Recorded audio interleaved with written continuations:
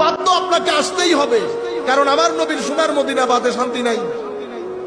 শান্তি থাকলে মানুষ আত্মহত্যা করে, শান্তি থাকলে মানুষ ডিভোর্স দেয়, শান্তি থাকলে মানুষ ক্রাইম করে, শান্তি থাকলে মানুষ ড্রাগ নেয়। অথচ টাকা পয়সা ধন দৌলত সবকিছু আগ থেকে অনেক বেড়েছে, কিন্তু এটার মধ্যে শান্তি নাই। আমাদের ছেলেদেরকে এখন জিজ্ঞেস করেন আপনার জীবনের উদ্দেশ্য কি? কেউ কলেজে পড়ে, কেউ ইউনিভার্সিটিতে পড়ে, সবার উদ্দেশ্য একটা ভালো চাকরি। কতটুকুন বেতন? হুজুর 50,000 টাকা হইলে আলহামদুলিল্লাহ। দেখছেন, চাকরি শুরু করেছেন, প্রথম মাসে টাকা পেয়েছেন 50,000। বন্ধু বান্ধব নিয়ে কত খুশি আপনি। এই আপনি 4 মাস পরে বলতেছেন হুজুর বেতনটা আর একটু বাড়লে ভালো হতো, বেতনটা আর একটু বাড়লে। আমেরিকান অনেক বড় স্কলার, উনি একটা সার্ভে করেছেন, বেশ কিছু মানুষকে প্রশ্ন করেছেন টাকা দিয়ে মানুষ সুখী হয় কিনা, এটা মানুষকে দেখানোর জন্য।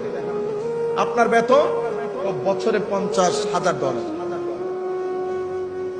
আপনি এই টাকা নিয়ে খুশি?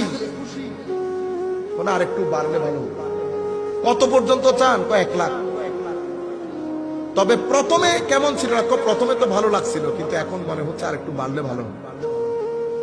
উনি $1 লাখ বেতন আলার কাছে গেছে, তুমি ওই চলে টানা হিসলা করো, কতটুকুন হলে ভালো হয়? $1.5 লাখ মতো হলে বছরে ভালো।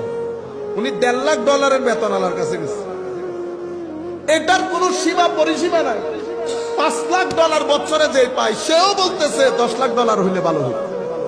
মদিনাওয়ালা নবী অনেক আগেই বলে গেছেন, আমার নবী সাল্লাল্লাহু আলাইহি ওয়াসাল্লাম ইরশাদ করেছেন, হায় রে বনি আদম, তারে যদি স্বর্ণের একটা পাহাড় দাও, সে আরেকটা পাহাড়ের আশা করবে।